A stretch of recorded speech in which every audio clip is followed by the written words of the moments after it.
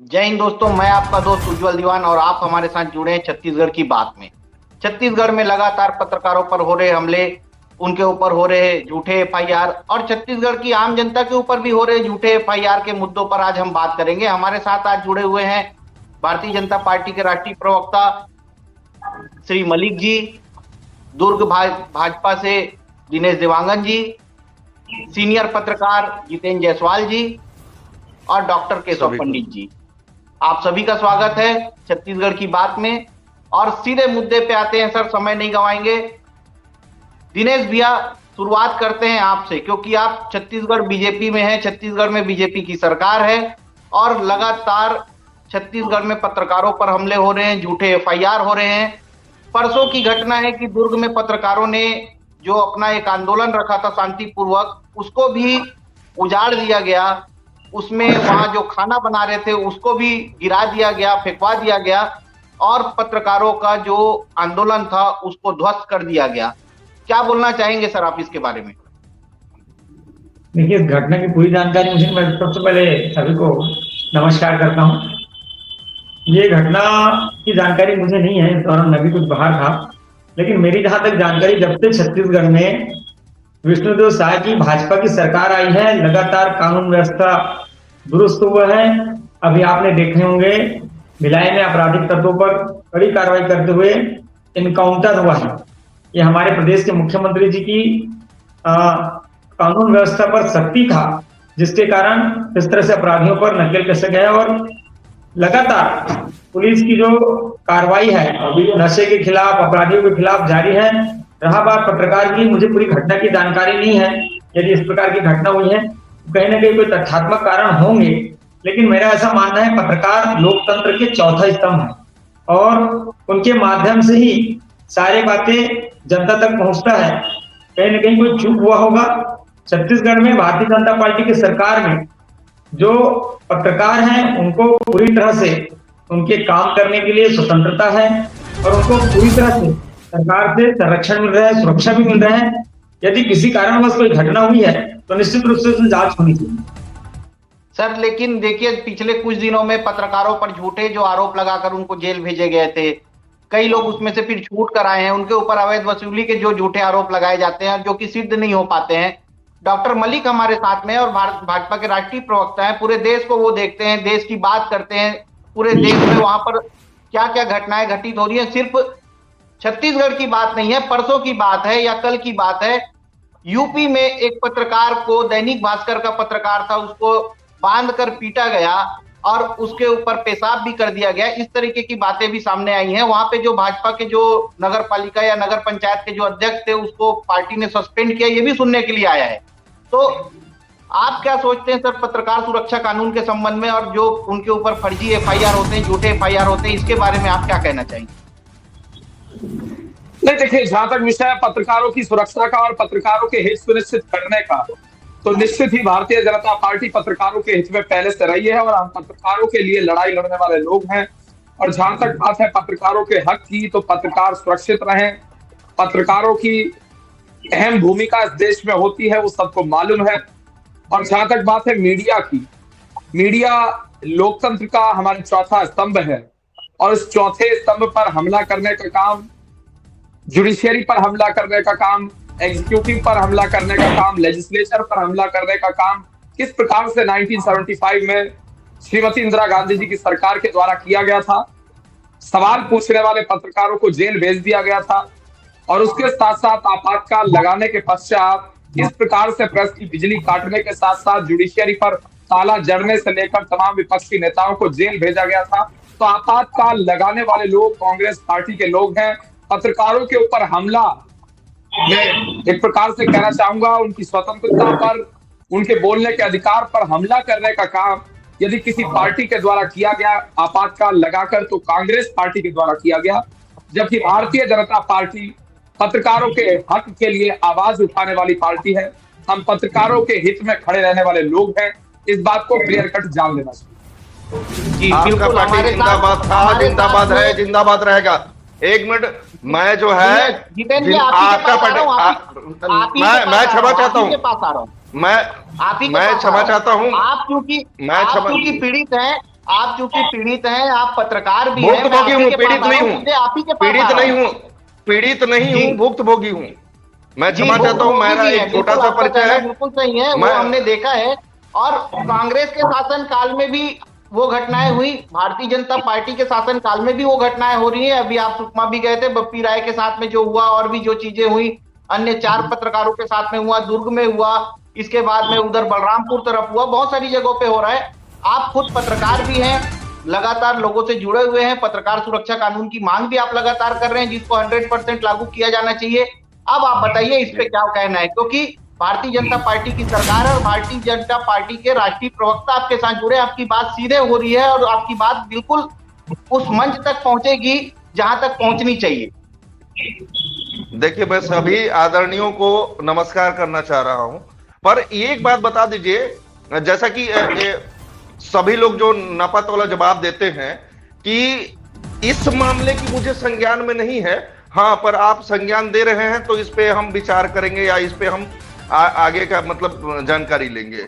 लेकिन आप बस इतना बता दीजिए कि वह थानेदार जो है कोंटा गांव, जो हमारे छत्तीसगढ़ का एक बहुत अच्छा प्राकृतिक सौंदर्य का क्षेत्र है और खनिज संपदा से लबालब भरा हुआ क्षेत्र का माना जाता है, और जहां पर नक्सलियों का भी होड़ लगा हुआ है। बकायदे जो है भाजपा के जो प्रवक्ता हैं या जो वहां के पदाधिकारी हैं वो बोल सकते हैं कि हमारे द्वारा जो है लगातार ऐसे लोगों को के ऊपर अंकुश लगाने का कार्य किया जा रहा है। ठीक है, आप जो कर रहे हैं उस पर सवालिया निशान नहीं है। रही बात पत्रकारों की, तो बात पत्रकारों की जब आती है तो वह जब गांजा पत्रकारों की गाड़ी में रखा गया और वो जो अपमान करके जो है कि साक्ष्य के साथ छेड़छाड़ किया गया, तो वो क्यों नहीं आखिरकार जो है उनके प्रेस विज्ञप्ति में रिलीज किया गया? आखिरकार क्यों नहीं वह गांजा कहां से आया था उसको बताने का कष्ट किया सरकार ने? यह तो हमारे छत्तीसगढ़ से ही गांजा रखा हुआ था, तो क्यों नहीं उसके विरुद्ध में जो है या उस ओर जो है जाकर के जांच किया गया? पहली बात। दूसरी बात ये कि एक पत्रकार जो है सरगुजा में स्वास्थ्य विभाग के कुकर्मों को जब उजागर करता है तो उसके कार्यालय को बुलडोजर चला दिया जाता है। बाद में खुश करने के लिए जो भी कार्यक्रम किया गया होगा उस पर हम टिप्पणी नहीं करेंगे। लेकिन बुलडोजर कब चलाया गया था? बुलडोजर कांग्रेस के टाइम चलाया गया था, भारतीय जनता पार्टी के भाजपा की सरकार में अभी वर्तमान स्थिति जी। इस मैं वर्तमान स्थिति के प्रवक्ता है, वर्तमान स्थिति इनकी सरकार है, वर्तमान स्थिति के कार्यक्रमों में ही मैं प्रकाश डाल रहा हूं उज्जवल जी। जी जी, भूतपूर्व में नहीं, भूतपूर्व में हम बाद में बात करेंगे। जब वर्तमान के प्रवक्ता है तो वर्तमान के लोगों से ही हम बात करेंगे। तो बुलडोजर चला दिया जाता है उनको खुश करने के लिए, चाहे जैसा भी हो उनको आप बुला करके जैसा भी आप संतुलित किए व्यवहार को, अलग चीज है। अब रही बात, यह हमारे आदरणीय बहुत सारे प्रवक्ता यहाँ पे जुड़ चुके हैं, ये बता दीजिए आप कि शांतिमय तरीके से कभी भी पत्रकार अपने बातों को रखना चाहता है सरकार के सामने,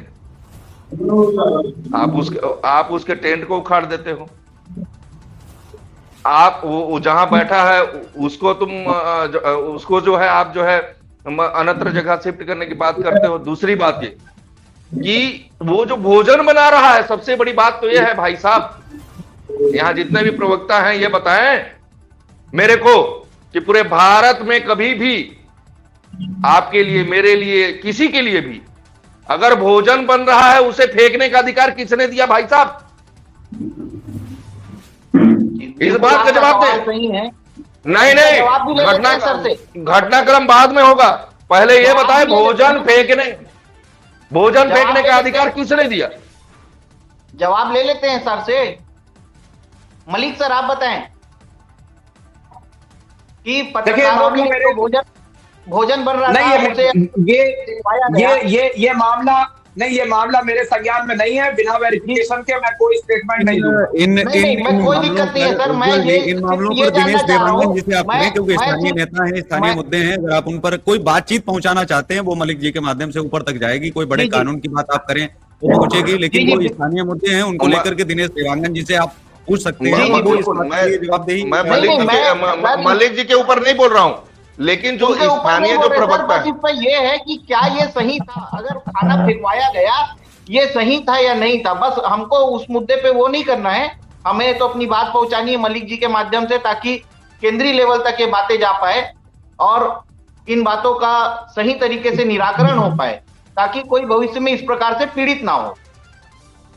ये जो है स्थानीय मुद्दा नहीं है, ये स्थानीय, देखिए मैं क्या बोला कि पत्रकार के साथ में जो हुआ वो स्थानीय मुद्दा था, लेकिन हम शांतिमय तरीके से किसी बात को अगर आप तक पहुंचाना चाह रहे हैं, सरकार तक पहुंचाना चाह रहे हैं, तो आपने टेंट पटान उखाड़ दिया। आपकी पुलिस जो है बोलती है कि आप जो है परमिशन नहीं लिए, और 2 दिन पूर्व, जबकि उसकी सूचना जो है प्रशासन को दे दी गई थी। उसके बावजूद जब प्रशासन से पूछा जाता है कि ऐसा कोई आपके द्वारा जो है दिया जाता है क्या परमिशन, तो बोले नहीं नहीं, धरना प्रदर्शन का कोई परमिशन नहीं दिया जाता है। चलिए ठीक है भाई, हम लोग तो भाई पत्रकार हैं, शांतिमय तरीके से। हमारा सबसे बड़ा हथियार कौन सा है भाई साहब, बताऊं? कलम। ये देखिए, अब इसमें कौन सा बारूद है, इसमें कौन सा मिसाइल है, ये आप ही लोग तय करेंगे भाई, मैं तो कुछ नहीं बता सकता। इसमें कौन सा मिसाइल है, इसमें कौन सा बारूद है, इसमें कौन सा ऐसा बिल्कुल एटम बम है जिसकी वजह से सरकारें जो है डर जाती है। तो हमने मतलब जो है, हाँ, कलम चलाने वालों के ऊपर में जो है इस तरह का जो है हमारे साथ रवैया अपना मानव अधिकार आयोग से पूर्व सदस्य नवीन राव जी भी जुड़े हुए हैं। वो भी लगातार लोगों के अधिकारों के लिए लड़ते रहे हैं, लड़ते नजर आए हैं। नवीन जी, आप बताएंगे इस मामले में कुछ, जो लगातार पत्रकारों पर साथियों को नमस्कार और बहुत बहुत धन्यवाद ईटीवी को। मेरी आवाज आ रही है? जी बिल्कुल आ रही है, बिल्कुल। जी जी। जैसे कि पत्रकार सुरक्षा के अधिनियम के हिसाब से मैं जहां तक समझता हूं कि पत्रकार की सुरक्षा जो है वो समाज की रीढ़ की हड्डी है, जिससे सभी को जरूरत पड़ती है पत्रकारिताओं की। तो जो हमारे पत्रकारिता भाई हैं उनके लिए एक कानून बहुत अच्छा बनना चाहिए। और जो ये अभी जो छत्तीसगढ़ में जो हमले हो रहे हैं जिस प्रकार से, उस प्रकार के लिए मैं मानवाधिकार तरफ से तो ये कहना चाहूंगा सबसे कि इनके लिए एक अच्छा कानून बनना चाहिए, क्योंकि जो घटनाएं हो रही हैं दिन ब दिन बढ़ते जा रहे हैं और अपराधियों के हौसले बहुत बुलंद हो रहे हैं, जिससे पत्रकारिता भाइयों के ऊपर में बहुत बड़े बड़े हमले हुआ जा रहे हैं। यहाँ तक महिलाओं तक का पत्रकार को नहीं छोड़ा गया है। रायपुर में भी एक निकटतम भविष्य में देखने को पड़ा है, सप्ताह भर पहले की बात थी, कि जिसपे महिला पत्रकार के ऊपर में हमला किया गया। ये बहुत निंदनीय है। ये अवैध व्यवसायियों की तरह आज दिनांक तक एफआईआर दर्ज नहीं हुआ है। जी बिल्कुल सर, मैं ये बोल रहा हूँ कि पत्रकार सुरक्षा कानून तो कांग्रेस की सरकार में पहले आ चुका है छत्तीसगढ़ में। ये ढकोसला है, ये ढकोसला है, ये ढकोसला है, ये ढकोसला है। आया भारत में तो सर बहुत है ही नहीं, छत्तीसगढ़ में आया तो है पत्रकार सुरक्षा कानून जो छत्तीसगढ़ में आया है, लेकिन उसमें बहुत सारे संशोधनों की जरूरत है। बहुत संशोधन उसमें होने हैं, क्योंकि उसमें इतनी सारी चीजें डाली गई है। जैसे कोई रात में किसी बच्चे को सोए हुए से उठाकर बनवाया जाता है, उस परिस्थिति में बनाया गया है वो पत्रकार सुरक्षा कानून। वैसा कुछ नहीं, वैसा कुछ नहीं। मैं आपको जरूरत है। मैं मलिक जी के माध्यम से मैं आपको थोड़ा सा संज्ञान दिलाना चाहूंगा। मैं आपको थोड़ा सा संज्ञान दिलाना चाहूंगा कि रिटायर्ड जस्टिस जो आफ्ताब आलम थे, समस्त छत्तीसगढ़ में जा करके, लगभग सारे संभागों में जा करके वहां की पत्रकारों की व्यथा उनकी जो सुने, और उसके बाद जो है उन्होंने ड्राफ्ट तैयार किया, और उन्होंने जो ड्राफ्ट तैयार किया था उसको कूड़ेदान में फेंक दिया गया भाई साहब पिछली सरकार में। और वो जो है आनन फानन में ऐसा ड्राफ्ट तैयार किया गया, जैसे पिछले जो है डिबेट में बताया गया, हमारे जो भाई थे, पत्रकार भाई थे, हाँ, केशव भाई ने जो बताया था कि ये 4 पन्ने का जो ये जो पत्रकार सुरक्षा कानून है ना, ये भाई साहब पत्रकार सुरक्षा कानून असलियत में नहीं, ये वास्तविकता में, जैसा आपने बताया कि कोई निद्रा अवस्था में उठा होगा और उसको बोल दिया कि इसमें दस्तखत कर दो, ये उस टाइप का कानून है। और ये जो पत्रकार सुरक्षा कानून नहीं है, पत्रकार को बहिष्कृत करने का, पत्रकार को कैसे कब्जे में लेने का कानून बना है भाई साहब। जी बिल्कुल, इसीलिए उसमें संशोधन की जरूरत है, इसीलिए तो मलिक जी को जोड़ा गया है कि मलिक जी के मार्फत ही ये बात ज्यादा अच्छे से जाए। दिनेश देवांगन जी को जोड़ा गया है क्योंकि इनकी सरकार है आज छत्तीसगढ़ में। बात आपकी जब सरकार के कानों तक सही तरीके से नहीं पहुंचेगी तो कैसे हो पाएगा। लेकिन उज्जवल जी फिर से मैं टोकूंगा, उज्जवल जी मैं फिर से टोकूंगा कि केशव जी भी आ गए हैं। केशव जी, ये मैं बस जानना चाह रहा हूं कि मैंने फिर से उसी बात को रखा है कि इसमें कौन सा हथियार है, इसमें कौन सा बारूद है, इसमें कौन सा एटम बम है। लेकिन उज्जवल जी बात पूरा नहीं होने दे रहे हैं आप। देखिए आप होस्ट कर रहे हैं लेकिन आप बात को पूरा नहीं होने दे। मैं बोल रहा हूं कि आप बता दीजिए भारत में ऐसा कहां हुआ है कि यदि कोई समाज इकट्ठा होकर के किसी के दरवाजे में जाकर के अपनी बात को शांतिमय तरीके से रखना चाह रहा है, वहां पे बना खा करके अपना बात को रखना चाह रहा है, तो कौन सी ऐसी सरकार है उसको खाना खाने से वंचित कर दे? बता दीजिए ना, भोजन करने से वंचित कर दे। इस बात का जवाब दे सरकार। बोल ही रहे ना, इसीलिए तो हम इस आवाज को नहीं आपके अगर गलत नहीं हुआ तो ये बातें नहीं होती। उज्जवल जी आपका कहना सही है, लेकिन ये जो सरकार में बैठे लोग हैं जो सरकार को रिप्रेजेंट करते हैं, वो लोग बताएं कि सही है कि गलत है। देखिए हमारा कहना तो गलत था, मतलब हमने जो बताया वो गलत था, इसीलिए तो आप जाने ना।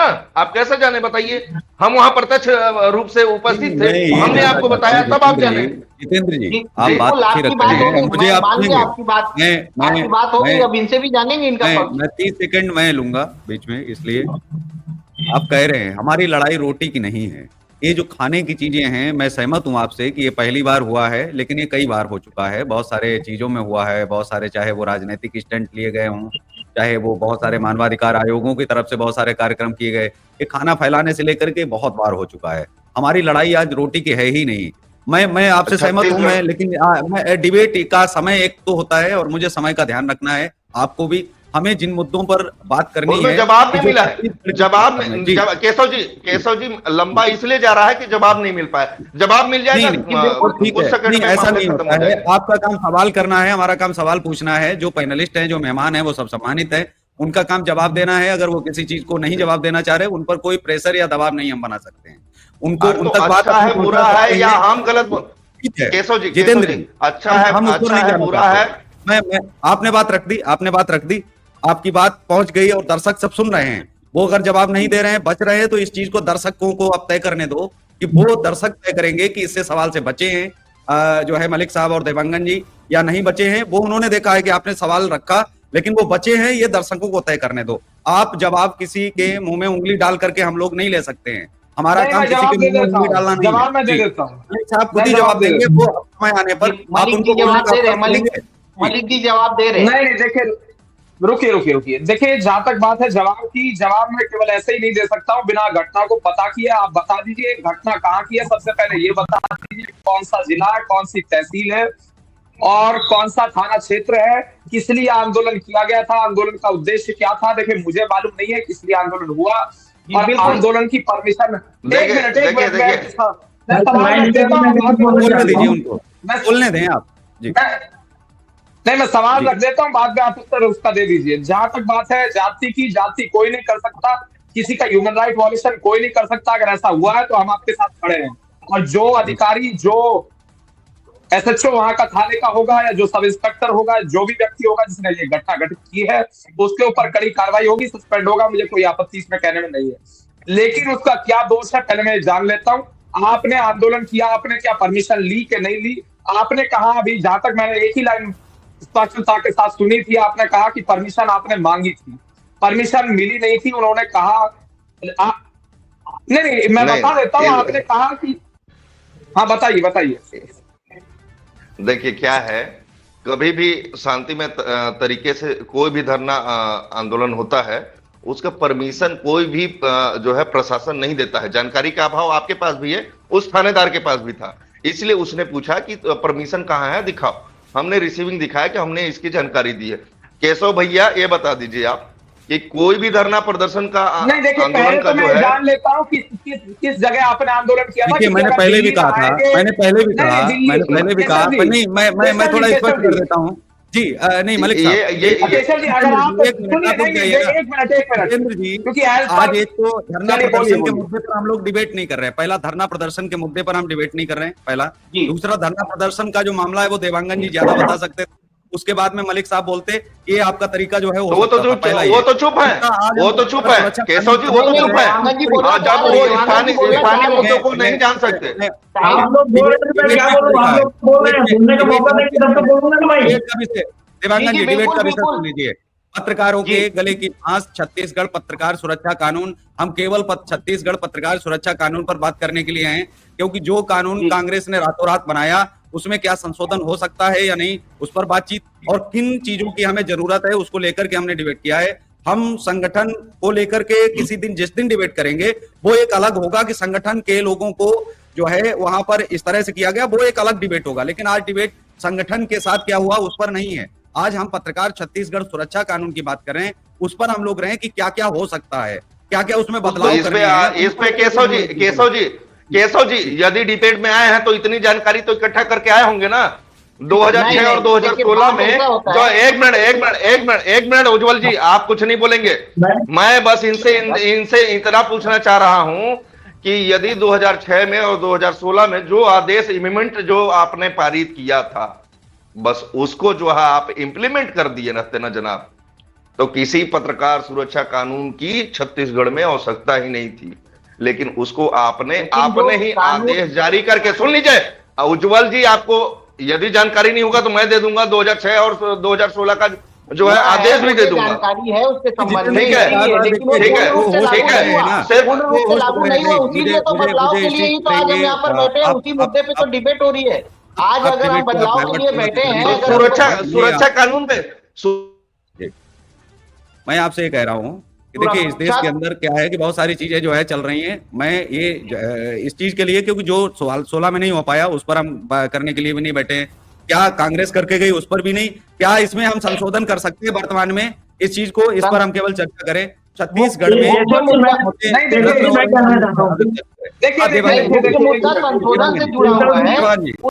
देवांगन जी प्लीज बोलिए। जी देवांगन जी बोलूं? हाँ बोलिए। मैं कुछ बोलूं? जी हाँ बोलिए। देवांगन जी आप ही बोलिए, आप बोलिए। मैं क्षमा चाहता हूं, जायसवाल जी लगातार बहुत समय से बहुत सारी बातें बोली। वास्तव में हम लोग छत्तीसगढ़ के जिस क्षेत्र में रहते हैं, अखबारों के माध्यम से बहुत सारी जानकारी हमको मिल जाती है। जायसवाल जी जो बात कहे हैं ये हम लोगों की तक इसलिए नहीं आया कि वो अखबारों में, जो हम अखबार पढ़ते हैं, जो चैनल देखते हैं, शायद उसमें कभी वो खबर नहीं आई। हो सकता है जो घटना हुआ होगा उनकी बात में कुछ सत्यता होगी। मेरी जानकारी में जहां तक जो घटना हो रही है अभी, पत्रकार वाला जितने भी भाई बता रहे हैं पत्रकारों की घटना, वो सारे घटना जो हुई है उसमें एक महादेव सट्टा एक वाला घटना था जिसमें उसमें संलग्नता जो कुछ पत्रकारों का नाम आया था। ये वो घटना मेरी जानकारी में है। और जो दूसरी घटना बता रहा है वो घटना हो सकता है बस्तर के कोई क्षेत्र में हुआ होगा, लेकिन आजकल समाचार पत्रों का या अखबारों का एक दायरा होता है, उस दायरा होने के कारण हम तक नहीं पहुंच जितेंद्र जी से मेरा सवाल है जी, आपने कह लिया। अब जितेंद्र जी आपसे सवाल मेरा एक ही है कि जितने अखबार छत्तीसगढ़ के हैं, क्या उन्होंने इस खबर को प्रमुखता से छापा? पहला सवाल। और उन अखबारों का आप नाम बता दीजिए, जितना भी मेन स्ट्रीम मीडिया, इसके लिए पत्रकारों को आप दोषी नहीं मानते क्या? जितेंद्र जी तो अलग बात कह रहे थे। अभी ये कह रहे थे कि आंदोलन करने के लिए अनुमति लेने की आवश्यकता नहीं होती है, लेकिन अनुच्छेद देखिए, जहां तक आप बात करेंगे कॉन्स्टिट्यूशन ऑफ इंडिया की, संविधान की, उसमें स्पष्ट रूप से प्रोविजन है स्वतंत्र रूप से आंदोलन करने का, शांतिपूर्ण तरीके से एकत्र होने का, धरना प्रदर्शन करने का, आंदोलन करने का, जनसभा का, पूर्ण रूप से उसमें हाँ बिल्कुल प्रावधान है, प्रोविजन है। लेकिन जब आप बात करते हैं आंदोलन की, किसी भी थाना क्षेत्र में करते हैं तो आपको थाने से अनुमति लेने की आवश्यकता होती है। और इस बात को आप केशव जी से जान लीजिए, बता देंगे। और बड़ी कॉमन बात है। नहीं देखिए, सुन लीजिए, मैं बता देता हूँ। पुलिस नहीं, बिल्कुल गलत। पुलिस का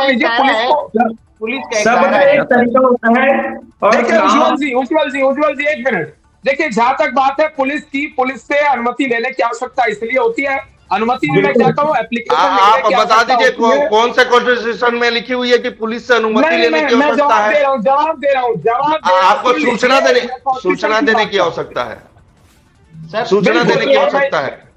बिल्कुल निश्चित है। रूप से इस बात सुनने की को आवश्यकता है, लेकिन मैं लोकतंत्र ये बोल में रहा हूँ सर, मेरी बात एक बार सुन लीजिए आप लोग, फिर से ये मुद्दा हमारा अधिकार अभी नहीं है। पत्रकार सुरक्षा कानून नहीं, से आप बहुत बढ़िया संबंधित आदमी ये है, मुद्दा कहीं है। 144 लग रही होगी वहां बैठ जाएंगे। अगर इस हिसाब से आप चलेंगे, कहीं 144 लग रही होगी वहां बैठ जाएंगे। देखिए इस हिसाब से नहीं होता है, मैं जानकारी ये दे देता हूँ कि मतदान क्या। क्षेत्र है, आज वहां पर आप नहीं जितेंद्र बैठ भाई एक सकते। मिनट सुनिए, वहां पर जितेंद्र जी, प्रशासन जितेंद्र जी आपको एक मिनट, अनुमति नहीं। जितेंद्र जी एक मिनट सुन लीजिए। आप किसी नए स्थान पर जाते हैं, सपोज करिए आप किसी नए स्थान में जा रहे हैं, किसी नई तहसील में, किसी नए जिले में, किसी नए राज्य में जाकर आप आंदोलन धरना करना चाह रहे हैं।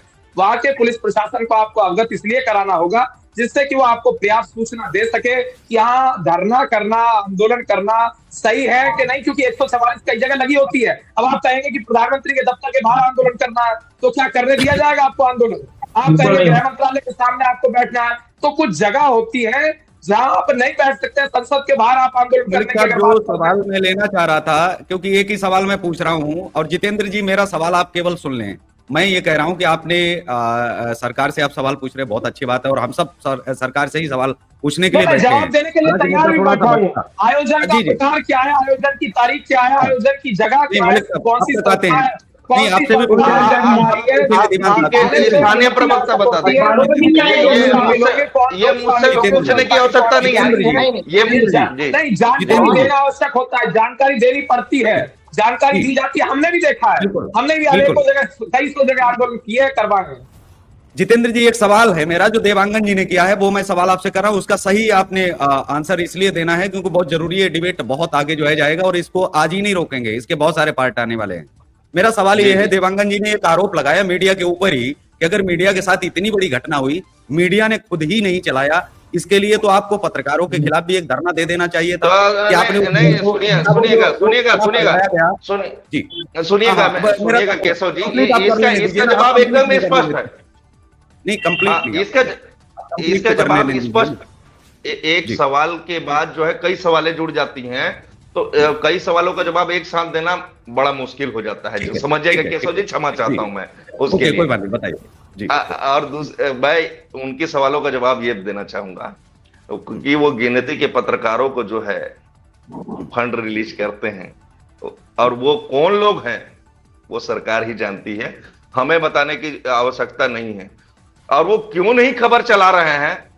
अरे आप हमारे बारे में पूछ रहे हैं भाई साहब, हैं? ये सोशल इन्फ्लुएंसर्स और जो है स्मॉल मीडिया फाउंडेशन की आप बात करते हैं भाई साहब, उनके ही जो है लोग मारे जाते हैं। जब उनके लोग जब गिरते हैं ना भाई साहब, उसके पक्ष का भी खबर नहीं चला। आप दिखा दीजिए बड़े बड़े मीडिया में कि कहां पे एक खबर दिखा है। ये क्या बात कर रहे हैं? ये एकदम नई बातें कर रहे हैं। मतलब जैसे जैसे ये लग रहा है कि ये प्रवक्ता बने हैं, और प्रवक्ता बने हैं तो मैं उनके ऊपर सवाल नहीं कर रहा हूं, लेकिन आप जो है अगर मीडिया के क्षेत्र में अगर आप चर्चा करने आ रहे हैं तो कम से कम थोड़ी जानकारी तो इकट्ठा कर लीजिए जनाब। मैं आपसे यही मदद करूंगा, है जी, जायसवाल जी, सुन लीजिए, सुन थोड़ी लीजिए। जानकारी तो इकट्ठा नहीं, कर लीजिए। नहीं, एक मिनट, एक मिनट, एक आप मिनट, एक अनावश्यक मिनट, एक मिनट कहीं रुकिए। की घटना नहीं, होगा एक मिनट। स्थानीय स्तर पर, दिनेश तो उस दिनेश घटना जी एक को मिनट, दिनेश जी एक मिनट, दिनेश जी देखिए, अगर इन्होंने मेरे संबंध में कहा है तो मेरे संबंध में जानकारी ग्रहण कर ले, निकाल ले। मीडिया से मेरा लंबे समय से, दसियों साल से नाता है, नंबर एक। नंबर दो, जहां तक बात है मीडिया के क्षेत्र की जानकारी ग्रहण करने ना करने की, तो भैया मैं 7000 टीवी डिबेट कर चुका और मेरे पास कई वर्ल्ड रिकॉर्ड है इस संबंध में। और अगर इसके बाद भी मेरे पास जानकारी नहीं है तो शायद आप विद्वान व्यक्ति हो सकते हैं, मेरे पास उतना जानकारी लेने की क्षमता भी नहीं है कि आपके स्तर पर जाके मैं वहां से जानकारी ग्रहण करूं। जी देवांगन जी, इसके बारे में आप क्या बोलना चाहेंगे? निश्चित रूप से मलिक जी सही कह रहे हैं। वास्तव में जो घटना का जायसवाल जी बार बार जिक्र कर रहे हैं, वास्तव में वो घटना यहां तक किसी को जानकारी नहीं है। मेरे भी बहुत सारे पत्रकार मित्र हैं और मैं 90-92 से ही भारतीय जनता पार्टी की राजनीति में काम कर रहा हूं, और एक प्रवक्ता के नाते और मीडिया बड़े पदों पर रहने के कारण मीडिया से मेरे अच्छे संबंध है, मित्रता भी है। अगर कोई घटना होता तो मुझे जानकारी पत्रकार मित्र स्वयं बता देते। यहाँ बहुत सारे पत्रकार हैं, बड़े पत्रकार हैं, अखबारों के हैं, न्यूज चैनलों के हैं, पोर्टल न्यूज, ये तमाम तरह के सोशल मीडिया के जितने भी पत्रकार बन हुए, ये घटना का जिक्र आज ही मुझे कई पत्रकार मित्र बचे थे, अभी कोई चर्चा ही नहीं हुआ है। मुझे लगता है ये कोई बस्तर क्षेत्र का सुदूर घटना होगा, हो सकता है स्थानीय अखबारों में लिखा होगा। इस तरह नहीं वो नहीं, मैं खबर नहीं आपको बता देता हूँ, दुर्ग शहर अच्छा, की नए घटना है, कानूनों पर दुर्ग शहर दीवान की साहब घटना है। दुर्ग जी, शहर जिन में कानूनों जो पर हम चर्चा कर रहे हैं, तंबोली पत्रकार हैं, दुर्ग में जो तंबोली पत्रकार हैं, उनके ऊपर जो एफआईआर हुआ था, उसके लिए ये लोग बैठे थे वहां पर, नहीं वो उसके उस खिलाफ पर हम लोग धरना डिबेट कर प्रदर्शन कर लेंगे। रहे थे कि झूठा दीवान एफआईआर साहब, हुआ है। आज हम पत्रकार जी सुरक्षा कानून पर बात करें। मैं जी जी केवल 5 मिनट लूंगा क्योंकि आधा घंटा हमारा बातचीत में चला गया कि क्या क्या कानूनों में बदलाव होने चाहिए। जी, पहला बिल्कुल। बदलाव ये मैं होना चाहिए क्योंकि एक आम पत्रकार के साथ में जिस तरह की चीजें होती हैं, पुलिस उठा के बंद कर देती है। और देश के अंदर नियम क्या है, ये नियम है बहुत सारी चीजों को लेकर के। अगर हम आम नियम भी देखें कि पहले पत्रकार के ऊपर एफआईआर आपने कर ली, एफआईआर करने से पहले तो आपको जांच करनी होगी। अब तो बीएनएस में साफ साफ दिया गया है, एक आम आदमी के साथ में, पत्रकार आप छोड़ दीजिए। पहला ये जी होना चाहिए, इस कानून में जो संशोधन होने चाहिए कि पहला ये कि किसी पत्रकार पर जब आप एफआईआर कर रहे हो, एफआईआर करने के लिए पहले जांच करिए, फिर उसके संस्थान से पता करिए कि वो पत्रकार है कि नहीं है, कितने वर्षों से पत्रकारिता कर रहा है, क्या उसकी शिकायतें संस्थानों में गई हैं आज तक क्षेत्रीय लोगों से। दूसरा, वो जिस संगठन में जुड़ा है उस संगठन में उसकी छवि कैसी है और वो कैसा पत्रकार है, तेज तर्रार हो सकता है, बहुत सारी चीजें हो सकती है, क्योंकि पत्रकार के अंदर होना भी बहुत जरूरी है। उसका क्रांतिकारी होगा तो जाहिर सी बात है बोलने वाला भी होगा, पत्रकार अगर बोलने वाला नहीं होगा तो कैसा पत्रकार है। अब आते हैं तीसरी बात पर, होना क्या चाहिए इसमें संशोधन ये हो कि जब किसी पर एफआईआर लिखी जाए पत्रकार पर, उसको एक तो निःशुल्क वकील दिया जाए। ये पत्रकारिता संशोधन में जो है साफ साफ जो है छत्तीसगढ़ पत्रकार सुरक्षा कानून में ये आना चाहिए कि निःशुल्क वकील दिए जाएं, ताकि जो वैसे पत्रकार हैं जो अर्थ से थोड़ा मजबूत नहीं है, तो उनके साथ में क्या होगा कि अगर उनको वकील मिल जाएगा तो वो लड़ाई अपनी एक लंबी लड़ पाएंगे। दूसरी चीज है कि साक्ष्य जुटाने के लिए और इन चीजों में जो पुलिस मदद नहीं करती है, उसके लिए अगर कोई पत्रकार ये कहता है कि हमको एक अलग से जांच कमेटी हमारी बनवा दीजिए पत्रकारों की, और पत्रकार खुद जांच करेंगे, तो उस जांच में पत्रकारों की कमेटी की भी जांच मानी जानी चाहिए। एक तो ये पत्रकार जांच कमेटी होगी, उसमें क्या है कि जो वरिष्ठ पत्रकार हैं, रिटायर्ड पत्रकार हैं, उनकी एक कमेटी हर पत्रकार पर बैठनी चाहिए, ताकि वो लोग पुलिस के अलावा खुद की जांच भी अदालत के सामने पेश कर सके कि देखिए साहब, हमने ये फला फला जांच की, ऐसी ऐसी जांच आई, और ये जांच जो है क्योंकि पत्रकारों के लिए है, पत्रकारों की सुरक्षा कानून की बात है, तो केवल पुलिस के ऊपर नहीं डाला जा सकता है कि पुलिस जांच करके जो भेज दिया, पुलिस का बयान तो माना नहीं जाता, लेकिन पुलिस जो भी लिख करके भेज देगी वो तो अदालत मानती है। तो इसमें पत्रकार जो वरिष्ठ पत्रकार है उनकी एक जांच कमेटी बनाने का एक आदेश करे, पारित किया जाए। इसमें संशोधन भाजपा सरकार वर्तमान में कर सकती है। इसको लेकर के हम लोग जुड़े हैं कि इस कानून में दो चीजें और की जाएं। तो उनका परिवार प्रताड़ित किया जाता है, उनके परिवार की प्रताड़ना जो है बंद हो। उनकी जो जेल में बंद पत्रकार हैं उनको मिलने के लिए पहली बात तो उनको एक तो बेल दे दी जाए, क्योंकि वो इतने क्रिमिनल तो है नहीं, 302 लगी नहीं उठा के जेल में बंद कर देते हो। जब तक दोष सिद्ध ना हो तब तक पत्रकार को बेल पर बाहर ही रहने दिया जाए, क्योंकि एक पत्रकार कम से कम 10-50 हजार लोगों की आवाज होता है, कम से कम वो आवाज उठाता रहेगा। बाद में निर्दोष साबित हुआ तो उतने दिनों का हिसाब किताब कौन देगा समाज में? वैसे ही पत्रकारों की कमी है। तो जो पत्रकार उठा के अगर कोई बहुत मारपीट का है या किसी के साथ वाकई में ऐसे साक्ष्य हैं जिनको लेकर के ये लगे कि इस पत्रकार को जेल में बंद करना ही जरूरी है, तब तो आप बंद कर दीजिए, कोई समस्या नहीं है उसमें। लेकिन जब तक पत्रकार के ऊपर ये साबित ना हो कि ये समाज में रहने के लायक नहीं बचा है, फिर तो वो पत्रकारिता ही नहीं कर पाएगा। तो कि समाज में ये पत्रकारिता कर सके, कम से कम इतनी छूट जो है इस सुरक्षा कानून में अगर मिले तो पत्रकारों को एक बड़ी संजीवनी मिल जाएगी। तो ये दो चीजें अगर हो जाएं इस सुरक्षा कानून में, वैसे तो बहुत सारी चीजें होंगी। जी जितेंद्र जी।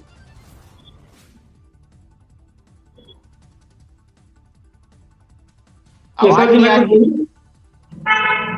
केशव जी मैं कुछ बोलूं? जी जी देवांगन जी बोलिए। जितेंद्र जी का जवाब ले लेते हैं, उसके बाद में आप तक आते हैं, फिर मलिक साहब तक जाते हैं। जी केशव जी ने बहुत ही अच्छे ढंग से बात रखी है। निश्चित रूप से उनका जो विचार है मैं स्वागत करता हूं, लेकिन मैं इस बारे में कहना ये चाहूंगा कि ये प्रस्ताव लाएगा कौन? आप ही के पत्रकार बंधु, जो कमेटी है आपकी, जो टीम है, जो नेतृत्व करता है, वो एक मसौदा लेकर आए, सरकार तक बात रखे। निश्चित रूप से भारतीय जनता पार्टी की सरकार है, उसमें नहीं आ रही है तो वहां तक के जी का म्यूट तो नहीं कर आपकी आवाज नहीं पहुंच पा रही। लेकिन मेरा निवेदन है, मेरी बात सुना जाए। लेकिन ये सारे मसौदा आपकी तरफ से आपके कोई सक्षम जो आपके लीड करने वाले हैं वो लेके आए हैं, लेकिन मुझे ऐसा लगता है देवांगन जी का भाव। जी देवांगन जी जी, क्या आप सफेद झूठ बोल रहे हो? या तो आप जानकारी इकट्ठा करके नहीं आए, या तो मैं जो 6 और 16 का जो अमेंडमेंट जो आदेश पारित हुआ था ना, ये डॉक्टर रमन सिंह जी के सरकार में आदेश पारित हुआ था। और केशव जी जो बोल रहे थे ना, अब आपकी जानकारी दुरुस्त करा दूं, उसमें 3 से 4 एक मिनट पूरा सुन लीजिए। 3 से 4 हमारे जो वरिष्ठ पत्रकार थे, 2 समाजसेवी थे और 2 IAS IPS थे। ऐसी एक कमेटी का गठन डॉक्टर रमन सिंह के सरकार में हुआ था। 2006 में भी आदेश जारी हुआ था, 2016 में भी आदेश जारी हुआ था। आप क्या बात करते हो कि आप आदेश ही नहीं जारी हुआ था, हम लोग मांग ही नहीं कभी किए हैं। आप कैसे आप बात करते हैं, उसको अमल ही नहीं किया गया आज तक। एक केस आप बता दीजिए कि इसको अमल करते हुए एक पत्रकार को लाभ दिया गया। मैं एकदम हाथ जोड़ के निवेदन कर दूंगा, होस्ट करने वाले से भी यही निवेदन करूंगा कि आप इनसे जरा पूछिए कि केशव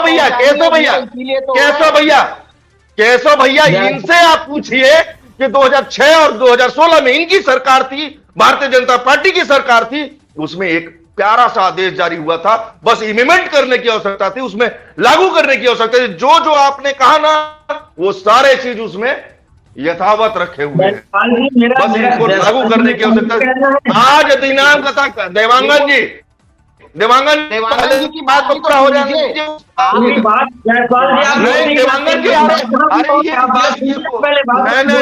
देवांगन जी की भी बात सुनिए, वो क्या कहना चाह रहे हैं। देवांगन जी की बात सुनिए, वो जवाब दे रहे हैं। जवाब आप दीजिए, सामने वाले को भी बोलने का मौका दीजिए। आप बोलिए, आप बोलिए जी ने आपकी बात मैं पूरा कर रहा हूँ। जी उन्होंने जो कहा है, क्या करने की मनसा नहीं है आपकी। केशव जी मैं बात तो पूरा ही कर रहा हूँ, आपका पूरी बात मैंने सुना। हमारे कि हमने जायसवाल जी लगातार बोलते हैं, इसलिए बात सही ढंग से नहीं रखा है। जायसवाल जी आपकी बात निश्चित रूप से रमन सरकार में ही ये कानून बना था, लेकिन यदि कहीं पर कानून में लागू होने में, इम्प्लीमेंट होने में कहीं पर दिक्कत हो रहा है, तो इसके लिए आवाज कौन उठाएगा। आपकी पत्रकार भाई की जो टीम है हमारे, वही लोग तो बताएंगे ना कि ये कानून का पालन नहीं हो रहा है। अभी तक कहीं पर कहीं सुनने नहीं आया, देखने नहीं आया कि किसी ने निकाला कि हमारे जो पत्रकार सुरक्षा कानून बने हैं उस पर कहीं इम्प्लीमेंट नहीं हो रहा है। एक दूसरा, इन 5 सालों में छत्तीसगढ़ में भूपेश बघेल की कांग्रेस की सरकार थी। आपको याद होगा भूपेश बघेल की कांग्रेस की सरकार में किस प्रकार से पत्रकारों का दमन किया गया है। कई ठो घटना है 5 सालों में, कानून व्यवस्था का जिस प्रकार से धज्जी उड़ाया गया। जो पत्रकार कवरेज करने जाते थे उनको कवरेज करने नहीं दिया जाता था। ये किनके कार्यकाल में हुआ। अभी तो छत्तीसगढ़ में भारतीय जनता पार्टी की सरकार बनी है। जनता ने 5 साल में कांग्रेस की सरकार के कुशासन को देखा, कानून व्यवस्था जो थी उनकी कितनी खराब थी। न पत्रकार का सुना जा रहा था, न आम जनता का सुना जा रहा था। चारों तरफ कानून व्यवस्था लचर अवस्था में थी। इन सब को देखते हुए छत्तीसगढ़ की जनता ने भारतीय जनता पार्टी को तो आशीर्वाद दिया ना।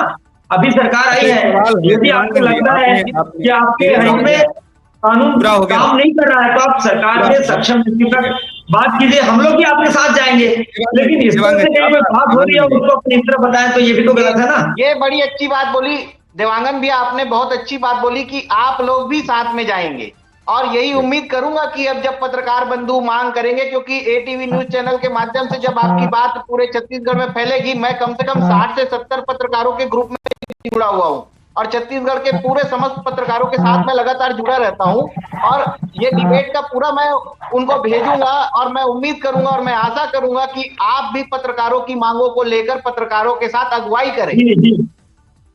जी दिनेश भैया जी अगर ऐसी बात है तो सक्षम। बहुत बड़ी बात बोली है आपने, बहुत बड़ी बात बोली है आपने कि आप खुद साथ में जाएंगे। देवान साहब, मुझे सवाल है देवांगन जी से, सवाल ये है, और नवीन राव जी से भी मेरा सवाल है, क्या तरीका है। जैसे उन्होंने बताया जितेंद्र जी ने साफ कहा कि ये पहले आ चुका है, मसौदा तैयार है, फाइल रखी है, आपने केवल जो है आगे उसको बढ़ाया नहीं, पास नहीं किया। अब किस तरह से आए आपके पास, मतलब आपकी सरकार के पास हाथ जोड़ करके आए, पैर जोड़ करके आया जाए, या फाइल लेकर के आया जाए, आंदोलन करेंगे तभी आप मानेंगे, मतलब कि आपको मतलब किस तरह से क्या करें कि आप मानेंगे, आपको मनाने के लिए क्या करना पड़ेगा, वो तरीका मुझे मतलब बता दो। क्योंकि जिस चीज पर जितेंद्र जी गुस्सा हो रहे थे, उनका गुस्सा होना जायज है थोड़ा सा, क्योंकि ये लंबी एक लड़ाई थी, आप सब कुछ उस समय कर सकते थे। राव साहब से ही जवाब जो है मैं चाहूंगा कि वो ये बताएं कि सरकार के पास कैसे जाया जाए, हाथ जोड़ करके, पैर जोड़ करके किस तरह से निवेदन किया जाए ताकि वो उस फाइल को आगे जो है करते जी। देखिए केशव भाई, सबसे पहले तो ये बात हमको समझनी पड़ेगी, पत्रकार बंधुओं को सबसे पहले एक बात समझनी पड़ेगी कि पत्रकारिता को किस ओर लेके जाना है। हमको पत्रकारिता को किस ओर लेके जाना है, हमको सही मार्ग पे लेके जाना है। कि जैसे भूपेश सरकार जब बनी थी, जब कांग्रेस की सरकार आई थी, भूपेश बघेल मुख्यमंत्री थे, तो उन्होंने यूट्यूबर को बहुत बड़ा मौका दिया, बहुत बड़ा एक स्टेज दिया। लेकिन आज यूट्यूबर जो है वो पत्रकारिता भी करने आ गया है। तो जो मेन जो एक्चुअल जो बेस पत्रकार थे वो अब धीरे धीरे लुप्त होते जा रहे हैं। ये भी आप देखिए, पुराने पत्रकार थे वो कहीं ना कहीं उनसे इंटरप्ट हो रहा है। ये जो नए पत्रकार आ गए हैं, जो यूट्यूबर्स बन के पत्रकारिता करके माइक लेके आने लगे हैं, इसको सबसे पहले समझना होगा, इसमें कमी लानी पड़ेगी। नियम तभी बनेगा, इसमें क्या कमी है ये आप ही मुझे बता दें। जब आपके पास एक पैटर्न होगा, जब आपके पास उस नियमावली के आधार पे आपके पास पत्रकार के लोग होंगे और जेन्युइन होंगे, जो रजिस्टर्ड पत्रकार होंगे। आरएनआई से तो आजकल सर ऐसा हो गया है कि कोई भी पत्रकारिता बन सकता है। मैं भी आजकल के डेट में चाहूं तो मैं भी कल एक पत्रकार बन सकता हूं। लेकिन पत्रकार की मूलभूत सुविधाएं, मूलभूत उनके नियम और मूलभूत उनके प्रावधान को ये समझना बहुत जरूरी है। और ये ऐसे लाखों की संख्या में पत्रकार बन जाएंगे तो नहीं हो पाएगा। लंबा कार्यकाल बीता होगा, सहमत हूँ। इनके अधिनियम मैं नहीं आपसे बन जानना चाहता हूँ कि एक पत्रकार के लिए क्या नियम होने चाहिए, क्या नियम है पत्रकार के लिए, क्या होना चाहिए? मैं आपको वही बताना चाह रहा हूँ कि सबसे पहले तो जितेंद्र भाई से मेरा एक सवाल है कि सबसे पहले तो आप अपने जितने भी जो पत्रकार हैं, जो जेन्युइन पत्रकार है, जो रजिस्टर्ड भी हैं और जिनको छत्तीसगढ़ प्रदेश जान रही है, नहीं कोई रजिस्टर्ड नहीं है। बंधु है नवीन राव साहब, कोई रजिस्टर्ड नहीं है देश में जी। और छत्तीसगढ़ में 10-20 पत्रकारों को छोड़ करके कोई रजिस्टर्ड नहीं है। और आगे आप कोई रजिस्टर्ड नहीं है। लेकिन कोई रजिस्टर्ड नहीं है। क्या हो रहा है केशव जी, यही मैं बोलना चाह रहा हूँ कि जो एक बात आपको बताऊं, आपको आश्चर्य होगा। जितेंद्र साहब जानते हैं मैं बिना तथ्यों पर बात नहीं करता। जिन्होंने 30-30 साल एड़ियां रगड़ दी है ना दैनिक भास्कर जैसे बड़े अखबार पत्रकार जो है अखबारों में, उनसे भी आप पूछेंगे जाकर के ना, सरकार से डेटा कभी मांगेंगे कि ये पत्रकार हैं क्या, वो कहेंगे हम तो भैया इनको जानते ही नहीं, मेरे पास है ही नहीं इनका डेटा। कमाल की बात है। आप क्या कहेंगे? आप किसको आप तो अभी आप यूट्यूबर और उसमें आप जा रहे थे। मैं ये कह रहा हूँ सरकार के पास डेटा 30 साल एड़ियां रगड़ने वाले दैनिक भास्कर जैसे बड़े अखबार में, पत्रिका जैसे बड़े अखबार में, आज तक जैसे चैनल में 20 साल तक एड़ियां रगड़ने वाले पत्रकार का डेटा सरकार के पास नहीं है, तो आप जेन्युइन पत्रकार कौन है ये कैसे आप तय करेंगे? ये मुझे जरा थोड़ा समझा दो, क्योंकि मुझे भी 20 साल पत्रकारिता में हो गए हैं जी। ये तो पत्रकारिता के जब नियम बनी है, जो अधिनियम बन रहा है, सरकार बना रही है कि हम पत्रकारिता लोगों को सुरक्षा प्रोवाइड करेंगे, उनको बनाएंगे ही नहीं है, बंधुआ मजदूर हैं। इस पे सबसे पहला जो स्टैंड है वो हमारे पत्रकार भाइयों का होना चाहिए। उनके पास जो अखबार वाले पत्रकारों को होना चाहिए। तो आप नवीन राव साहब बिल्कुल सहमत हूं, अखबार वाले जो पत्रकारों को आप पत्रकार बोल रहे हैं ना, सरकार से एक आरटीआई आप डालो, और अगर वो पत्रकार हो, मैं ये कह रहा हूं कि यहीं पर मैं माफी मांगूंगा इस चीज के लिए जिसे आप पत्रकार मान रहे हो। क्षेत्रीय तहसील स्तर पर काम करने वाले 40 वर्ष से पत्रकारिता कोई कर रहा हो, उसका आप डेटा कभी आरटीआई में डाल के मांगना। आरटीआई है ना जिसे आप रजिस्टर्ड कहते हैं, रजिस्टर्ड कहां से मिलेगा? अगर रजिस्टर्ड सरकार के पास होगा तो आरटीआई में आ जाएगा, और अगर आरटीआई में नहीं आया तो मैं ये कहता हूँ छत्तीसगढ़ में 50 हजारों को छोड़ दिया जाए, निकलेंगे ही नहीं। हाँ, ये तो सत्ताधारी लोगों को पूछना चाहिए, ये तो सत्ताधारियों का जवाब होना चाहिए। आप तो मानवाधिकार के हैं जनाब, आपको तो सिर्फ मानव तो एक ही धर्म का दिखना चाहिए ना, एक ही धर्म का दिखना चाहिए। उसके साथ जाति हुई है कि नहीं हुई है, आपने उसके लिए क्या पहल किया, वो मायने रखता है। नवीन जी, मैं इससे सहमत नहीं हूं। नियम बड़े खराब है। बात ये है कुल मिला के, जो जितेंद्र जी गुस्सा हो रहे हैं। अच्छा जितेंद्र जी, आप थोड़ी देर के लिए चुप रहे हैं। सवाल आपका अब देवांगन साहब से, मेरा जो था वो राव साहब से पहले हो गया। मेरा सवाल ये है कि जो इन्होंने कहा कि 2006 और 2016 में जो आया है मसौदा तैयार है, फाइल तैयार है, अब आपके पास कैसे आया जाए? आपके पास सरकार के पास हाथ जोड़ करके, पैर जोड़ करके कैसे हम आए कि आप उसको पास कर दें? वो आप तरीका बता दो कि आपके ऑफिस में कौन कौन लोग आ सकते हैं उस वाली चीज लेकर के, और उन्हीं के फिर हाथ पैर जोड़ लिए जाएंगे और आप तक पहुंचा दिए जाएंगे। मैं जानना चाहता हूं कि वो फाइल कौन लेकर के आए तो आप साइन करवाएंगे जी। केशव जी, मेरा निवेदन है, आप लोग पूरे सिस्टम के एक बड़ा हिस्सा हैं और आप लोगों को हाथ जोड़ के या झुक के आने की जरूरत नहीं है। मैंने पहले कहा, हमारे विष्णुदेव साय जी की सरकार में दरबार खुला हुआ है। आपका जो प्रतिनिधि मंडल है, जो लीड करने वाले लोग हैं, आप वो तय कर ले कि कौन जाएंगे। आपके यहाँ अगर हम बोले अच्छा नहीं लगता आपके यहाँ उन्हें अलग घुसने अलग नहीं धारा दिया गया तो इन्होंने आंदोलन किया था, घुसने नहीं दिया गया था, वही फाइल लेकर के गए थे, ऐसा नहीं है। घुसने नहीं दिया गया तो आंदोलन किया, लड़ाई तो आज दूसरी देखिए, बात है। दिवंगत नहीं साहब, नहीं, बीच घुसने में नहीं क्यों रोक रहे हो इसलिए ना? कि आपके यहाँ भी आपने अलग अलग धारा है। वो जो संगठन शीर्ष को नेतृत्व है आप आंदोलन लोग तय कर लीजिए, आप बताइए, एक प्रतिनिधिमंडल है, सारे पत्रकारों का एक प्रतिनिधिमंडल ये है कि मुझे मेरी जो जानकारी है और जो घटना घट रही है उसका एक बड़ा कारण मुझे अंदर की बात में ज्यादा बोल, लेकिन जो मैं समझता हूँ, क्योंकि मेरे बहुत सारे पत्रकार मित्र हैं और ये इन विषय पर मुझे बोलना शोभा भी नहीं देता, लेकिन मेरा ऐसा मानना है और मेरा निवेदन भी है कि इस तरह से जो बात करना है, आप जो शीर्ष नेतृत्व है आपके पत्रकारों का, उनसे एक बैठ के आप लोग खुद एक मसौदा बनाइए और आप समय लीजिए। निश्चित रूप से समय मिलने में कोई वो नहीं है, हो सकता है। और आप जो मसौदा है, आपको लगता है कि ये कानून लागू होने के बाद इम्प्लीमेंट नहीं हुआ है, हमारे साथ अन्याय हो रहा है, तो इस पर जरूर बात रखिए। लेकिन जब हम अलग अलग रहते हैं और अलग अलग तरीके से बात करते हैं तो निश्चित रूप से हमारी बात का वजन कम हो जाता है। मैं इस बात आपका रिकॉर्ड भी ज्यादा खुल के मतलब मुझे आप समझ रहे होंगे, बहुत सारे पत्रकार हैं, कई ऐसे पत्रकार अलग भी आप ही ने किया है, तो मुझे ये कहना थोड़ा सा संकोच लग रहा है। अलग भी आप ही ने किया।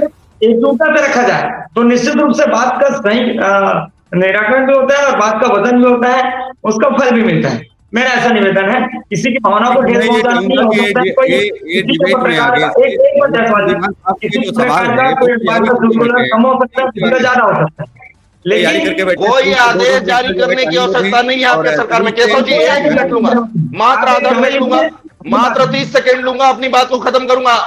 देवांगन जी, मात्र 30 सेकंड लूंगा। कोई अलग से आदेश जारी करने की आवश्यकता नहीं है, आप बस इंप्लीमेंट कर दीजिए, उसको बस लागू कर दीजिए, कोई आदेश जारी करने की आवश्यकता नहीं है। क्या आप बात कर रहे हैं देवांगन जी? आप जो है फिर हम बताएंगे कि हम सुनेंगे। जायसवाल जी, मेरी बात सुनिए ना, अगर लगता है कहीं पर कानून का इम्प्लीमेंट नहीं हो रहा है तो आप कहां पर बात रखेंगे? कोई सक्षम व्यक्ति के पास रखेंगे ना, और सक्षम व्यक्ति के पास जाने के लिए आपका कोई प्रतिनिधिमंडल जो अधिकृत हो, सक्षम हो, वो ही तो जाएंगे ना। कोई कहीं भी बोल दे, ऐसा नहीं होता ना भाई। आपको शीर्ष मंडल में आप ही के सरकार ने, आप ही के सरकार, जनाब आप ही के सरकार ने एक नया जो है कानून की उत्पत्ति की है, जिसको भारतीय न्याय संहिता कहा जाता है, जिसमें साक्ष्य को किसको माना जाता है मालूम है? यदि मैं अभी डिबेट के दौरान ही आपके ऊपर जो है गलत शब्दों का उपयोग कर देता तो मेरे खिलाफ में जो है अपराध पंजीबद्ध कर जाता। मतलब साक्ष्य क्या है मालूम है भाई साहब आपको? ये जिस जगह पे हम बात कर रहे हैं, जिस माध्यम से बात कर रहे हैं, वो हमारा सबूत है, वो हमारा वक्तव्य है। उसी को मान करके जब हमारे खिलाफ में अपराध पंजीबद्ध कर दिया जा रहा है, यदि हम चीख चीख के चिल्ला चिल्ला के बोल रहे हैं कि हमारा जो है सुरक्षा कानून जो है आपने बहुत पहले बना दिया जनाब, बस इतना निवेदन है, उसको इंप्लीमेंट कर दीजिए, उसको लागू कर दीजिए, उसको धरातल में ले आइए। आप बस बता दीजिए कि 6 और 16 के आदेश में आपने कितने छत्तीसगढ़ के पत्रकारों का निदान किया? क्यों केशव जी? नहीं किया है जितेंद्र भैया, नहीं किया है, इसीलिए तो बार बार ये बात उठ रहा है। उन्होंने अभी तक के ना तो कांग्रेस ने किया ना भाजपा ने किया, ना भाजपा ने किया ना कांग्रेस ने किया, दोनों की सरकार रही है। कांग्रेस ने आनंद फानन में पत्रकार सुरक्षा कानून ले आया, कांग्रेस ने आनंद फानन में लाया, लेकिन उसका बात को सुनिए ना, वही बात को घुमाएंगे, मजा नहीं आ रहा है। बात ये हो रहा है, बात मुद्दे पे नहीं आ पा रही। मेरा कहना ये है कि एक विषय पर लंबा समय से डिबेट हो गया, मुझे लगता है उसी चीज को बार बार ले आ रहे हैं, आप एक ही बात को बार बार घुमा के ले आ रहे हैं। बात वहां पे ये हो रही है कि पत्रकार सुरक्षा कानून को किस लेवल पे लागू करना है, कितने दिनों में लागू करवाना है, किस कंडीशन में लागू करवाना है, उसमें क्या क्या संशोधन करवाने। जब आपने बता दिया 2006 और 2016 में, अन्य देशों की अगर बात करें दीवान साहब, अगर अन्य देशों की बात करें और भारत की बात करें तो स्थितियां क्या हैं वर्तमान में, क्योंकि बहुत सारी चीजें हैं, क्योंकि लंबे डिबेट जाने हैं। आज एक दिन में नहीं, हमने कहा है कि हमले के मामले में झूठे मुकदमे होते हैं और हमले होते हैं, इस मामले में तो भारत तीसरे नंबर पे है, मैं आपको इसीलिए कह रहे हैं उसको पहले सुन लीजिए, छूट जाएगा एक बड़ा वो, क्योंकि मुझे लगता है इस विषय में काफी बहस हो गई, बहुत सारी चीजों आए हैं और छूट जाएगा। जब भी कोई शो होस्ट करता है तो जो एंकर होता है वो बहुत सारी तैयारियां करके आता है, उनकी बात को अगर हम नहीं सुनेंगे तो डिबेट का जो विषय है उससे भी हम लोग भटक रहे हैं। ये 6-16 की बात को अब एक चीज मिल गई है जितेंद्र जी से कि 6-16 वाला पड़ा है, बस उसको करवाना है। ये अच्छी बात है कि हमको पत्रकार सुरक्षा कानून आप चाहे हटाइए या बनाइए, लेकिन 616 पर हम लगातार बात करेंगे। जो छत्तीसगढ़ के पत्रकार संगठन है अब उनको भी हम 1-2 दिन में ले आएंगे और लगातार उनको भी हम करेंगे कि भाई सब लोग इकट्ठे हो और सब लोग जो है प्रतिनिधिमंडल बिल्कुल भेजो। देवांगन जी की भी बात सही है कि सारे इकट्ठे हो जाओ और जाओ। पत्रकार संगठनों के जो अध्यक्ष हैं वो लोग भी आए, यहाँ जवाबदेही तय करें और वो कहे कि 616 से सहमत हैं, सहमत हो तो उठाओ आ जाओ, फिर जरूरत ही नहीं है। तो ये एक मंडल तैयार करने के आगे होंगी, लेकिन उन पर चर्चाएं हम लोग करते रहेंगे। भारत में, विदेश में, दुनिया में पत्रकारों की स्थिति क्या है उस पर भी चर्चा बेहद आवश्यक है। जी दीवान साहब। वही बताया सर कि भारत देश अभी तीसरे नंबर पे है। पत्रकारों पर जो हमले होते हैं, उनकी हत्याएं होती हैं, हमारे से ऊपर अफगानिस्तान है और एक वैसे ही कोई और उसी टाइप का एक देश है, वो है तीसरे नंबर पे। हम यहाँ पर हैं, हमारे बाद अमेरिका का नंबर है चौथे नंबर पे। तो सर ये स्थिति है यहाँ पर। हमको छत्तीसगढ़ राज्य में पत्रकार सुरक्षा कानून आ गया है, ये अच्छी बात है। बस उसमें जो सुधार की आवश्यकता है, जो जितेंद्र जायसवाल जी ने बोला है कि 2006 और 2016 के जो नियम आए थे, जो कमेटी बनी थी, जिस कमेटी ने पूरा उसमें हर एक पहलू को बहुत बारीकी से अध्ययन किया और उन सभी बातों को ध्यान में रखते हुए उस नियम को लागू करने का प्रस्ताव दिया। किसी कारण से भाजपा की सरकार में वो अगर नहीं हो पाया था तो आनंद फानन में कांग्रेस ने कर दिया। 2018 में जब कांग्रेस की सरकार बनी तो 2023 के बीच में उन्होंने कर दिया। अब उसमें संशोधन की आवश्यकता है। और अच्छी बात यह है कि दिनेश देवांगन जी ने खुद बोला है कि इनका एक प्रतिनिधि मंडल आए, क्योंकि सरकार के कानों में जूं तभी रेंगती है जब या तो आंदोलन होते हैं या फिर लोग सड़कों पर उतरते हैं। तो इसके लिए बहुत हमको गंभीरता से सोचना पड़ेगा। आंदोलन नहीं कर सकते सर, पत्रकार 12 महीने आंदोलन नहीं कर सकते, गली गली में जाना पड़ता है। तो राव साहब यूट्यूबर पर बोल रहे हैं कि साथ में जाएंगे उस प्रतिनिधि मंडल के। और देवांगन जी भारतीय जनता पार्टी के बहुत बड़े चेहरे हैं और बहुत पुराने सदस्य हैं भारतीय जनता पार्टी के। तो अगर वो खुद तैयार हैं आपके साथ जाने के लिए तो इससे अच्छी बात और क्या हो सकती है। मैं तो यही बोल रहा हूं कि पत्रकार सुरक्षा कानून के लिए सत्तारूढ़ पार्टी के सदस्य आपके साथ जाना चाहते हैं, आपके साथ बिल्कुल कदम से कदम मिलाकर चलना चाह रहे हैं, तो इस पे क्या बुराई है, उनके साथ जाइए। उन्होंने बोला कि जिस मंच पे आपको बात पहुंचानी है उस मंच पे आप जाके बात पहुंचाइए। उस मंच तक के देवांगन जी आपको लेके जाएंगे, बहुत आसानी से आपकी बात वहां पे रखी जाएगी। सत्ता के रूल पार्टी है, नवीन राव जी जो बात कर रहे थे, नवीन राव ने एक बड़ी अच्छी बात कही कि यूट्यूबर और जो एक नई मीडिया है, हर युग में एक नई मीडिया आ जाती है। जैसे पहले अखबार आया, अखबार के बाद में एक नई मीडिया आई रेडियो, रेडियो के बाद में फिर एक न्यू मीडिया आई हमारे टेलीविजन के बाद में आज हमारे सामने यूट्यूब है। यूट्यूब में नियम न बनने के कारण समस्याएं बिल्कुल हैं। मैं मानता हूं बहुत सारी खबरों को जो है गलत चलाया जाता है, भ्रामक चलाया जाता है, फिर बहुत सारे चैनल उन खबरों को, क्योंकि बहुत सारे ऐसे पत्रकार आ गए हैं जिनके कारण ये गड़बड़ होता है। लेकिन ये जो पत्रकार सुरक्षा कानून है, इसमें एक लाइन दी है 6 नंबर पे दिया हुआ है। इसमें छत्तीसगढ़ की जो कांग्रेस सरकार में पास हुआ है, उन्होंने कहा है कि यूट्यूब के भी पत्रकार हैं, डिजिटल के भी पत्रकार हैं। अगर फेसबुक, आप ट्विटर छोड़ दीजिए, किसी भी सोशल प्लेटफॉर्म पर अगर कोई व्यक्ति रिपोर्टिंग कर रहा है, न्यूज डाल रहा है, उसे जो है पत्रकार माना जाए और उन सबका ध्यान जो है पत्रकार सुरक्षा कानून में उन्होंने बोला है। अगर किसी का फेसबुक पर भी पेज है किसी न्यूज के नाम से और वो अगर खबर प्रसारित कर रहा है, मतलब सरकार उसे पत्रकार मान रही है और वो कह रही है कि न्यू मीडिया विंग के तहत डिजिटल मीडिया का उसे पत्रकार माना जाए। ये मैं इसलिए क्लियर कर रहा हूं कि इसको सरकार करे। हाँ, रही गंदगी की बात और भ्रामक खबरों की बात, तो इसमें हाँ, जितेंद्र जी बीच में कट गए थे, फिर से मैं वही चीज जो है कर देता हूँ। जितेंद्र जी के भी संज्ञान में आ जाएगा कि जो नियम 6 है उसमें वो ये कहता है कि जो डिजिटल के पत्रकार हैं, वेब के पत्रकार हैं, वो सारे पत्रकार हैं। इसको छत्तीसगढ़ शासन मानता है। इसी को लेकर पत्रकार सुरक्षा कानून में साफ दिया है कि यूट्यूबर भी पत्रकार हैं, वो केवल यूट्यूबर नहीं है। उन्होंने यहाँ तक कहा है फंड भी रिलीज कर रहे हैं, हाँ, कि फेसबुक या किसी अकाउंट पर। हाँ, एक चीज है कि रही गंदगी की बात, वो मैं कई बार कह चुका हूँ। अखबार वाले साल में पता है आपको कितने माफी मांगते हैं? वो तो रजिस्टर्ड है बाकायदा RNI से, बहुत ज्यादा माफीनामा लगाते हैं। किस लिए? भ्रामक खबरें फैलाते हैं। आपको पता है कि आज तक जैसे चैनल ने एक साल में लगभग 23 बार माफी मांगी है। इसलिए क्यों माफी मांगी भैया? वो तो सबसे बड़े चैनल है देश के, उनको तो माफी मांगने की जरूरत ही नहीं। कुछ भी झूठ सच बोल जाए, को समझना चाहिए, ये सरकार को समझना चाहिए, वो सरकार को समझना चाहिए। हाँ, तो जी। भ्रामक चीजें चलने से पत्रकारिता में हम मानते हैं कि कहीं ना कहीं अभी नई मीडिया है, इसमें गाइडलाइन बनाने की सरकार को आवश्यकता है। ये पत्रकार अगर खुद गाइडलाइन तय करने लग गए ना, तो फिर सरकार के लिए बड़ी मुसीबत खड़ी हो जाएगी। ये सरकार को तय करना है कि पत्रकारों को क्या देना है क्या नहीं देना है, क्योंकि पत्रकार तो अपने पत्रकारों के लिए पता है, आपको जान करके आश्चर्य होगा, 75 सालों में पत्रकार भारत के नागरिक नहीं है। अगर मैं ये कहूँ बिल्कुल सत्य है, क्योंकि बजट में हम एकदम नहीं आपकी आते, बातों पे सहमत करता हूँ केशव जी। राज्य के बजट में नहीं आते, हम केंद्र के बजट में नहीं आते। जो बजट में नहीं आता वो नागरिक नहीं होता उस देश का। तो आप दीवान जी, सोचिए कि हम दीवान जी, अभी सर, तक जो है बिल्कुल मूर्ख बन रहे हैं दीवान जी, सरकार। जी मुझे लगता है इस विषय में काफी चर्चा होगी। जी देवांगन जी कुछ बोल रहे थे, चले गए। देवांगन जी कट गए था, दोबारा जुड़ेंगे। जी नवीन राव जी। मैं तो यही बोलना चाहूंगा, बहुत अच्छी बात आपने कही कि डिजिटल मीडिया को भी और प्रिंट मीडिया को भी सरकार ने बहुत अच्छा अनुमति दिया है। तो ये बहुत अच्छा अपॉर्चुनिटी है सभी पत्रकार भाइयों के लिए। सब एक मंच पे आए और एक साथ इस मांग को पूरा करने के लिए सरकार के पास जाएं।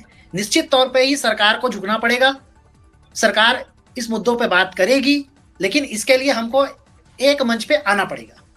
चाहे वो नवीन जी, एक छोटा और सवाल पत्रकार है, हो, बड़ा बहुत ही पत्रकार हो। साधारण, क्योंकि मानवाधिकार में आप काम कर चुके हैं। पत्रकार एक सुरक्षा सवाल है, कानून की आवाज भी उज्जवल सवाल दीवान ये ही है कि उठाएंगे। अब सुरक्षा यही है आखिर कि पत्रकारों के सुरक्षा दुश्मन कानून कौन?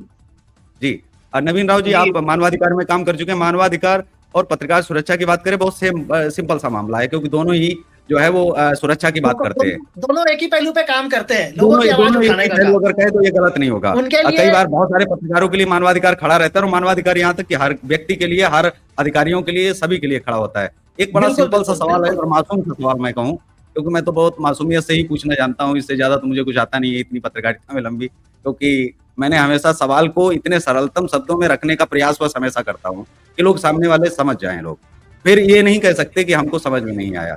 इसलिए ये मैंने सीखा है अपने गुरुजनों से कि किसी बात को कितनी शालीनता से और कितने सीधे तौर पर कम शब्दों में आप समझा सकते हो, समझा दीजिए। पत्रकारों को असल में सुरक्षा की आवश्यकता क्या? जैसे मैं राजनेता की बात करूं, राजनेता के तो दुश्मन इसलिए बन जाते हैं क्योंकि सत्ता चाहिए, पावर चाहिए, इसलिए उनके दुश्मन होते हैं निजी तौर पर।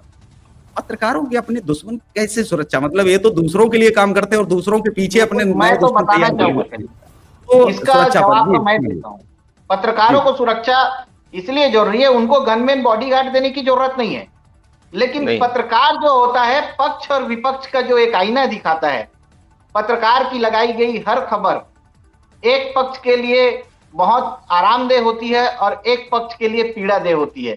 जिस भी पक्ष के खिलाफ पत्रकार जब छापता है तो वो जिसके खिलाफ छापा रहता है वो कहीं ना कहीं बोलता है, तो अगला जो पक्ष होता है वो उसके विरोध में आ जाता है और फिर वहां से पत्रकारों के खिलाफ षड्यंत्र चालू होता है। फिर कहीं पे उनके ऊपर अवैध वसूली के आरोप लगते हैं, तो कहीं पर उनके ऊपर हमले होते हैं, कहीं पर और कुछ होता है। जब तक मैनेज करने का प्रयास किया जाता है, पत्रकार अगर मैनेज हो जाता है तो अच्छी बात है, और नहीं होता है तो फिर वो चीजें चालू हो जाती हैं। इसलिए सुरक्षा कानून बहुत जरूरी है और उसको अच्छी तरीके से लागू करना उससे भी ज्यादा जरूरी है, सारे मुद्दों को, सारी चीजों को ध्यान में रखते हुए, क्योंकि पत्रकार ही आईना दिखाता है, चौथा स्तंभ कहला रहा है। इसका सीधा सीधा तात्पर्य है कि भारत सरकार उसको अपना एक अभिन्न अंग मानती है, लेकिन उसके ऊपर जो काम करना चाहिए वो काम नहीं कर पा रही है। पत्रकारों के लिए जो काम सरकार को बहुत पहले कर दिए जाना था, आज तक के वो पेंडिंग है। और जो छत्तीसगढ़ में जो आज लागू किया गया है उसमें भी इतनी कमियां हैं, इतनी नादानियों से बनाया गया वो कानून है जिसमें बदलाव की आज बहुत ज्यादा जरूरत है। अगर वो पूर्ण तरीके से एक बार लागू हो जाए तो पत्रकार स्वतंत्र रूप से पत्रकारिता कर पाएगा, चाहे वो किसी भी प्लेटफॉर्म का हो, प्रिंट का हो, इलेक्ट्रॉनिक। ये आपने अच्छी बात कही है। कुछ समय अब समाप्त भी हो गया है। बस जाते जाते यही कहेंगे कि 616 वाले में बे पत्रकारों को जगह नहीं थी। पत्रकार सुरक्षा कानून में बे पत्रकारों को है, दोनों को मर्ज कर दिया जाए, इसको लाया जाए, क्योंकि समय भी अब समाप्त हो गया। आप जो है अब बिल्कुल सर, अब इसमें मैं यही बोलूंगा कि पत्रकार सुरक्षा कानून को पूर्ण रूप से लागू कराने के लिए अब उज्जवल दीवान फिर से एक लड़ाई लड़ेगा और उसमें सभी के साथ खड़े होकर लड़ेगा। जैसे आज के लिए कि बस